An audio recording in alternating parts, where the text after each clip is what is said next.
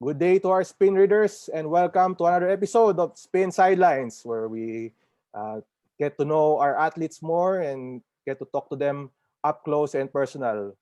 Good day everyone, my name is Ruben Terrado and I'm joined by Mr. Randolph Leongson. And Randolph, malapit na ang PBA draft. We're very excited. How excited are you in this coming PBA draft?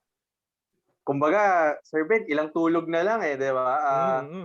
Natanggal na natin yung mga hindi dapat kasali. O hindi naman siguro hindi dapat kasali, pero yung mga hindi umabot sa deadline na mga Phil foreigners. We're hoping to see them in the next draft, but we have to focus dun sa 86 that we have at hand. And despite yung 10 na nawala dun sa 31, we still have 21 who have their papers in place. And yun nga, makakasama natin yung isa doon. I think wala naman sigurong question na ito, Pinoy na Pinoy at ready na magpakitang gilas. Like everyone else, but the pressure is on this guy na makakausap natin today, Sir Ben. And yan nga, kaya ako nga nabanggit itong PBA draft because our guest for today is perhaps the best player in this draft class. Maganda yung kanyang credentials and we'll introduce to you sa ating mga viewers. Of course, he played for California State University in the NCAA and then he began his professional career with the Saigon Heat in the ASEAN Basketball League. He also played for Westport's Malaysia Dragons. And then in 2019, he joined the PBA D-League and he was drafted by AMA Online Education. And in that same year, he also played in the Chooks to Go Pilipinas 3x3 where he really made a name for himself as one of the best, if not the best, 3x3 player in the Philippines. And this year, itong player na to will be moving on to the next level as he applies or he had applied for the PBA draft. And yun nga, sinasabi ng iba, perhaps the number 1 pick in the draft in March. Ladies and gentlemen, Mr. Joshua Munzon. Joshua, thank you for joining us. It's a pleasure to have you and welcome to Spin Sidelines. Oh man, thanks for having me. Thanks for that great intro right there. Yeah, thank you for and anyway, we thank you for joining us in this special episode. And before we go to the draft, so just want to ask, how are you preparing for the draft in the past few weeks and months? We've seen your IG. I think you're in LA during that time, and now you're back in the Philippines. So how's the preparation for the coming draft? It's been good. For the last couple of months, I've, I was at home in LA, like you said, and I was able to, get in the gym and, stay focused, stay, working on my game. And I was also able to spend time with my family. I think that was a big thing for me, being able to, spend time with my family, with my daughter. She's actually turning 1 next month. So, time flies for sure.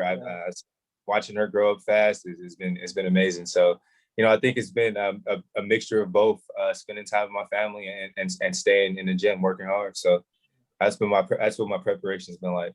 Yeah, we all know that it's a pandemic right now. So how did you make your preparations like as creative as you can? Because we all know how difficult it is to go out and train. So how's training? What have you been working on?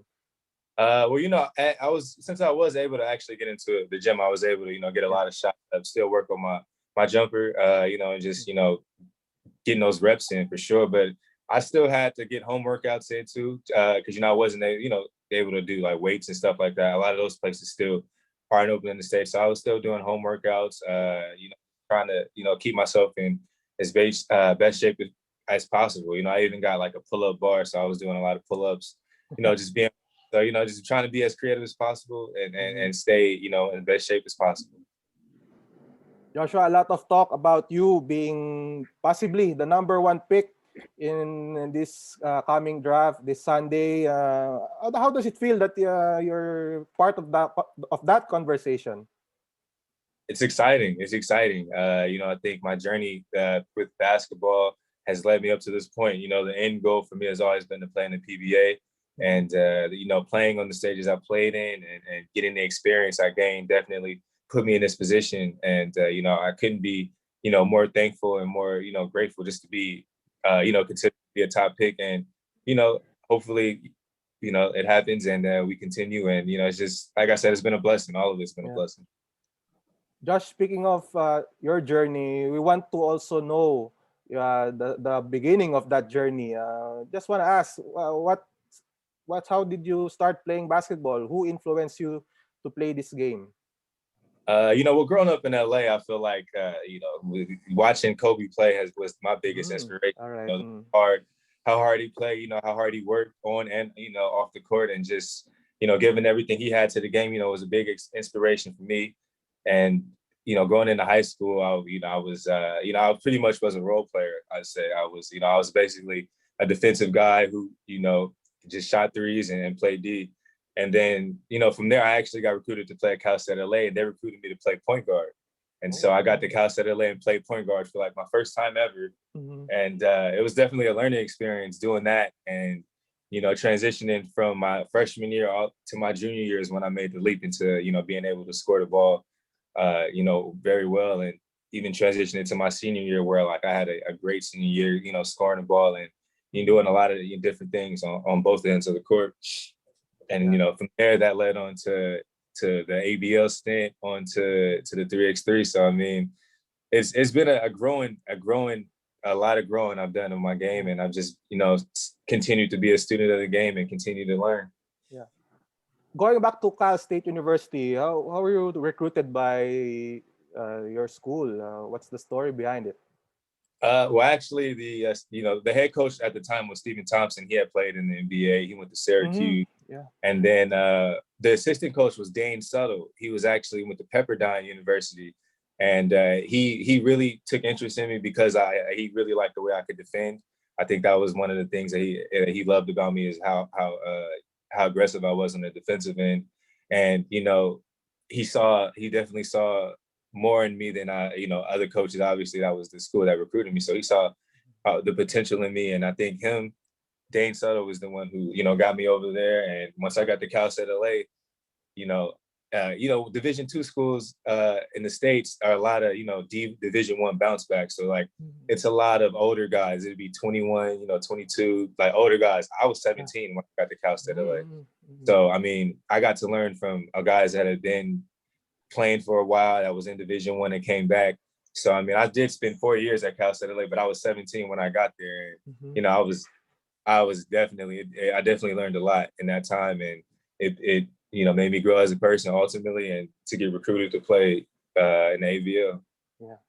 Randolph, any questions, Randolph? Yeah, Josh, you mentioned you growing up in LA and obviously idolizing the guys like Kobe Bryant, but you live in a place where there's a strong Filipino contingent.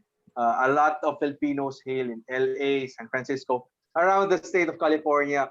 And there are two guys who have been, we can say, has excelled from that time, and they transitioned to PBA. Their names are Mark Kagiwa and Alex Cabagnot. Growing up, were you familiar with them, and were you able to meet those guys who were able to play in the PBA later on in their careers? Well, I actually I wasn't too familiar, with those guys, but when I talk to my grandpa, he tells me that him and Alex Cabagnot's dad are like compadres from back in the day. So like I guess they've been in touch and they talk. So I mean, it's crazy that the roots that I have, that like that they're my grandpa and his dad actually still communicate to this day. So I thought that is pretty wild to think about, for sure. But you've mentioned the bond that it's really a small world, right? Yeah, definitely a small world. But do you have were you familiar with other players who were able to go from LA and found their way here in the PBA, and were you able to chat with them? Can you name some of them maybe? I mean, before I'm honestly not too familiar with the guys coming from LA or all over the States. I'd say coming over. I think my first experience, or I say exposure to basketball over here, was getting in the ABL and then hearing about the PBA from there, and then my interest growing, taking an interest in just seeing what it was like, and then even going to my first PBA game was an eye opener. Like, oh, this is I want to play here. Like, this is exciting. Like this, when I first went to the game, I was like, wow, I think it might have been a never game too. And there's a lot of fans, and I was just like, oh, yeah, I definitely want to be here one day and be on this scene for sure. Joshua, speaking of the ABL, we all know that that's where you started your, let's say, pro career. So when did that start? When did that started? Who invited you to play in Saigon? What's the story behind it? Well, actually, I had got reached out. An agent reached out to me asking me that I have my Philippine passport at the time, and then I ended up getting my passport, and then he basically connected me with Saigon Heat, and they were interested in me. They had were making a transition from the guys they had last year and wanted to make changes, and they brought me in, and that experience was big for me because I got to be under guys who had been playing professional for a while, under like Lenny Daniel, Christian Charles, David Arnold. Those were guys that had been playing in the ABL for 2-3 years beforehand. So, and they really, I'd say they taught me how to be a pro, because I mean, I was 21 when I first left and I was in the ABL. So being underneath those guys, being 25, 26, and just being vets, I think that was big for me to learn. And not only that, my experience itself in Saigon, definitely it made me learn a lot. Yeah. And Josh, how was the competition in the ABL, and how did it help you moving forward? Of course, we all know some teams really rely big on their imports and their ASEAN imports. So how was the experience of that? The experience I think it was a good experience. Being on my first team I was on had a lot of vets, but we didn't win a lot of games on that team, which ultimately led to me switching teams. But at the same time, but the competition had always been a high level. It was played at a high level, and a lot of the times I was asked to guard the other team's imports. So even me being 6'4", I was guarding guys 6'6", 6'7", like guarding Justin Brownlee, guarding whatever import was on another team. That was who I was asked to guard. So taking that challenge every night, along with trying to win ball games and scoring and getting my teammates involved in the game, it definitely helped me. Yeah. Do you still remember the first time you played here in the Philippines? Any recollections of what happened? Yeah, I do. So how was it? Yeah, I do. I was playing for Saigon Heat. We played against A-Lab. I forgot which it was in. We got blown out. Okay. I think Bobby went like 7 for 7 from 3. It was something crazy, Bobby. Okay. But I ended up getting like 3 crazy dunks. I got a crazy block where I got a block with my elbow, and the crowd. I mean, I received a lot of love after that game. I mean, it was my first taste, and after the game, I got swarmed with fans. And that was that feeling of that. I feel like I was accepted, and that was my first take about how much the game is loved here and how much everyone loves the game. Yeah, I think I do remember that game. I think it was in Santa Rosa, Laguna. I'm not sure, but I think you did well. I remember that game. Anyway, let's move on. We're with Joshua Munzon, and now let's talk about your experience in 3x3. And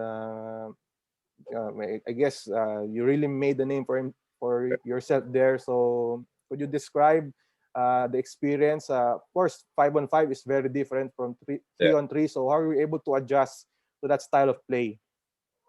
I mean, it definitely took some learning experience because we started playing 3x3 here in the Philippines, and it was played a certain way here, and we won games here, and that it made us advance to the international scene, and then we go play 3x3 on the international scene. It's a whole nother ball game. So I think even having that first year under our belt, heading into our second year, even with the pandemic, it was bad.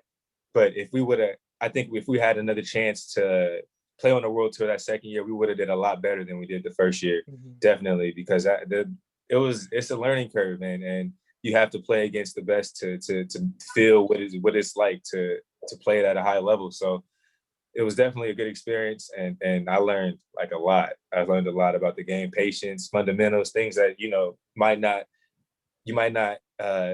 pay attention to the detail in 5-on-5, but in 3-on-3, if you don't pay attention to the detail, the game goes quick, and you can end up on the wrong side of it. Randolph, I guess you have questions. Of course, you've covered Joshua in his 3x3 stint, so go ahead. Yeah, for 2 years, right, Josh? Yeah.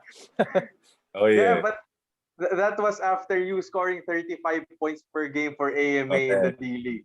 But Uh, but but when you played in 3x3, the first team that you had was you, Taylor Statham, Troy Reich, and a veteran in Dylan Ababu. It was an adjustment for everyone. But yeah. how big of a mentor was Dylan when it comes to you transitioning and you knowing how to play the game here in the Philippines?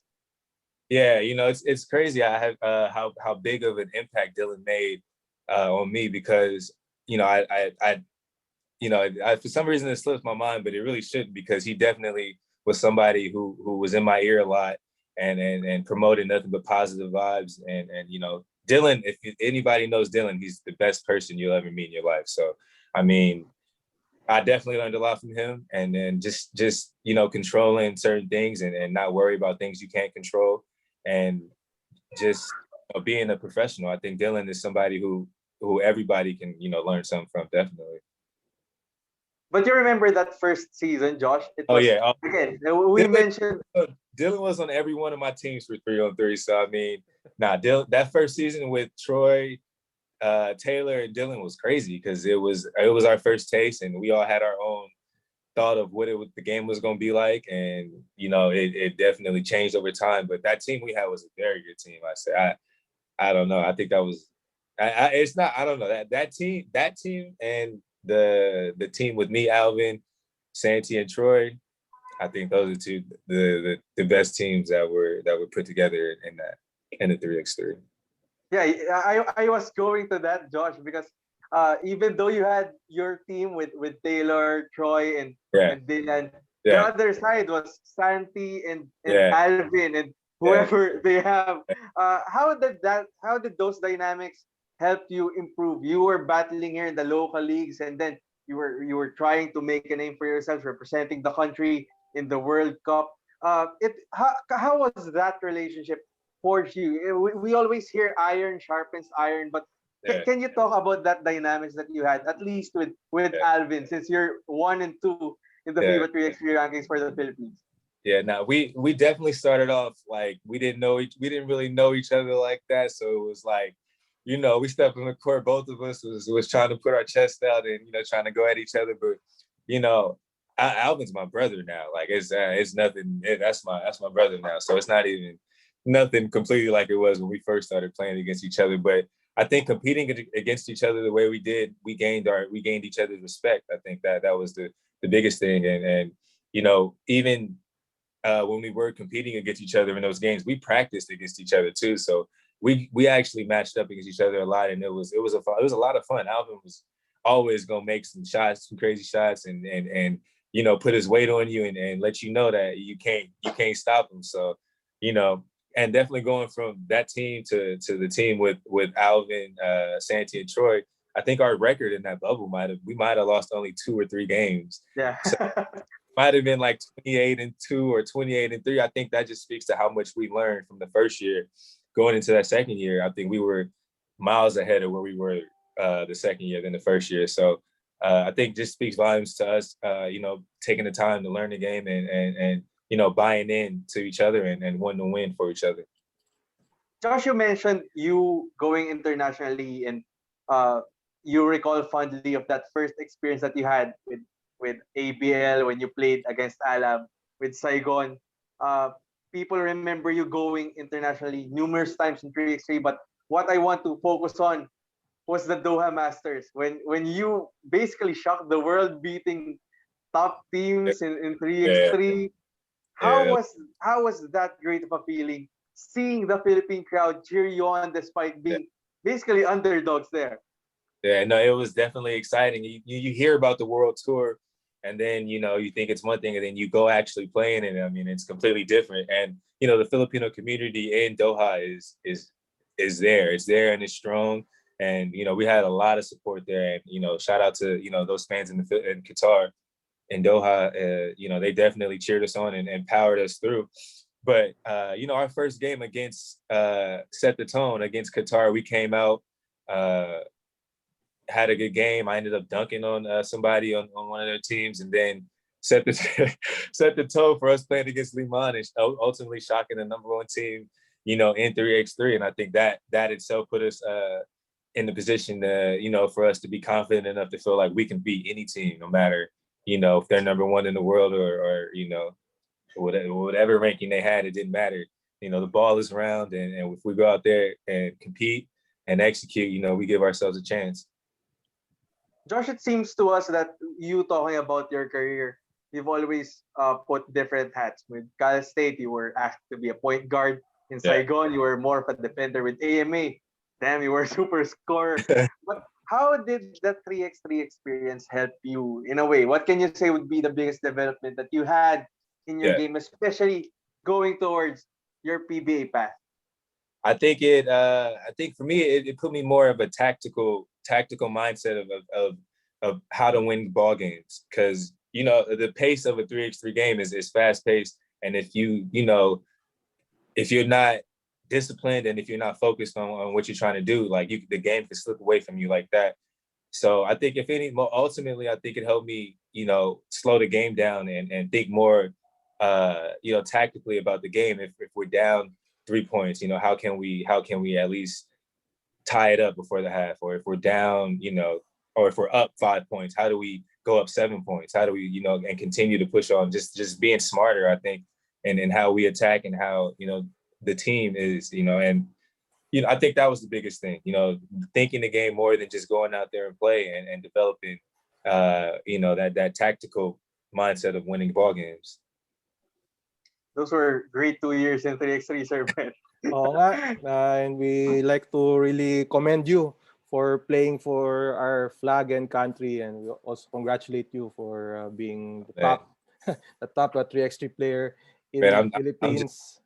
I'm just grateful. I'm just super grateful to be able to represent the country, being able to be in a position I'm in. I think a lot of people would want to be in my position.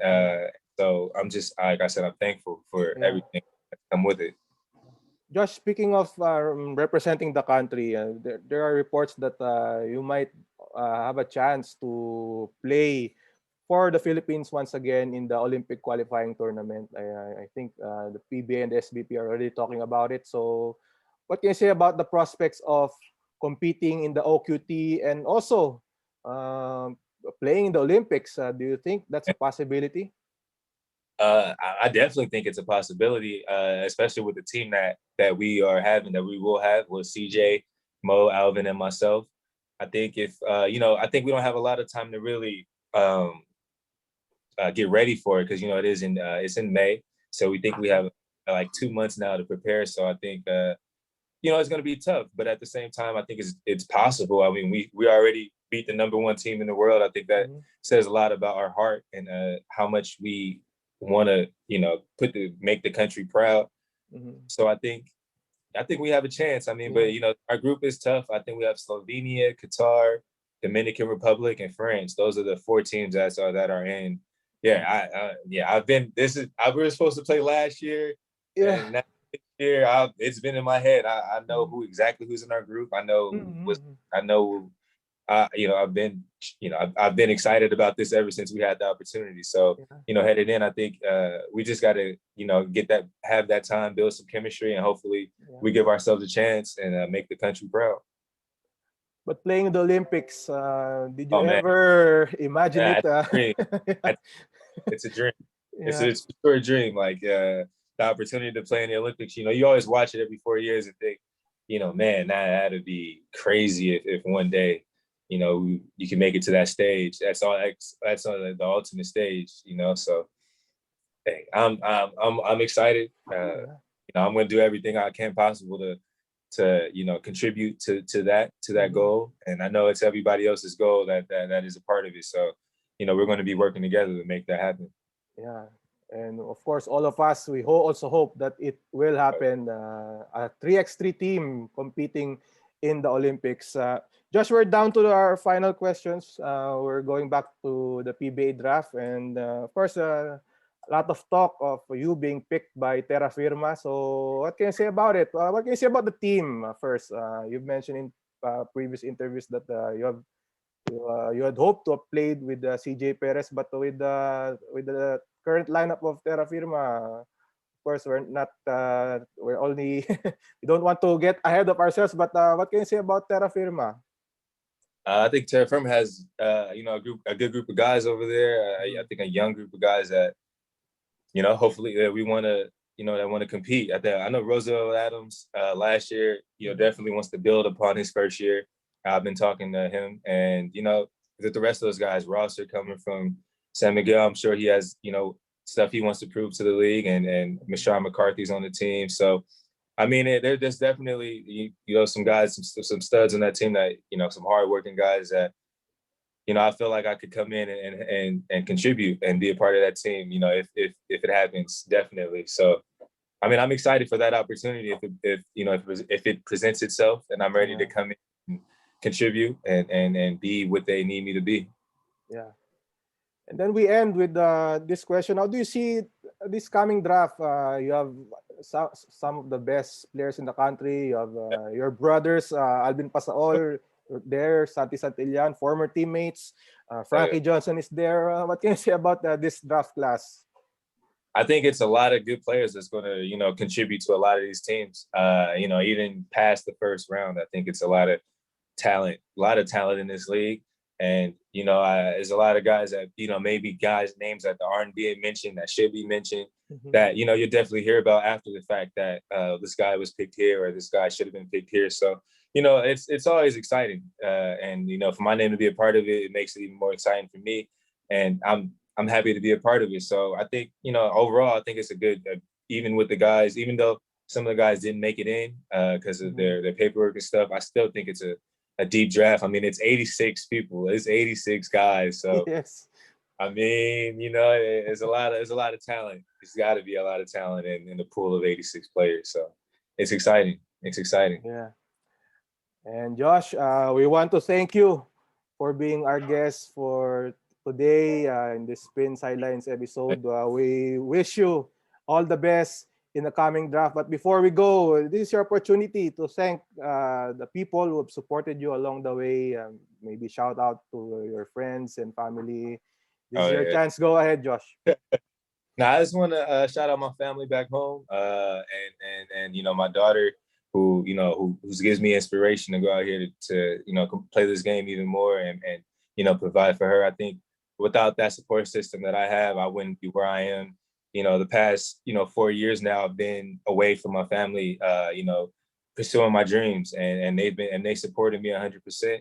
And I couldn't be more thankful to have them, by my side, and to all my fans that have supported me, and my new fans that hopefully I gained some new fans, heading into the PBA. But I'm thankful for you guys that supported me along this journey, and hopefully things continue to be positive, and then thank you guys for following my journey for sure. Yeah, thank you very much, Mr. Joshua Munzon, and thank you for joining us. And we really are excited and looking forward to see you in the PBA. All the best to you in the coming draft. Yeah.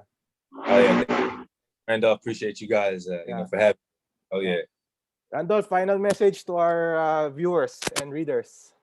Yeah, like what we've been saying for the past 2 months, excitement is very, very high with the new blood coming in. Obviously, Joshua Munzon has the Lakers shirt in. He has to take that out and wear the greens if ever he goes #1. But it revitalizes the league and exciting times ahead for us, Sir Ben. Yeah, well said, Randolph. And that's it. Thank you po sa ating mga viewers sa SPIN.PH. Keep on tuning in to our videos on Facebook and on YouTube. And for more sports updates, follow us on Twitter, Facebook, and Instagram. At yung sa YouTube po, i-like mo na rin po. Like, share, and subscribe. And visit us at SPIN.PH for more sports news. And in behalf of everyone sa SPIN.PH, Randolph Leongson, I'm Ruben Terrado, and this is the Spin Sidelines.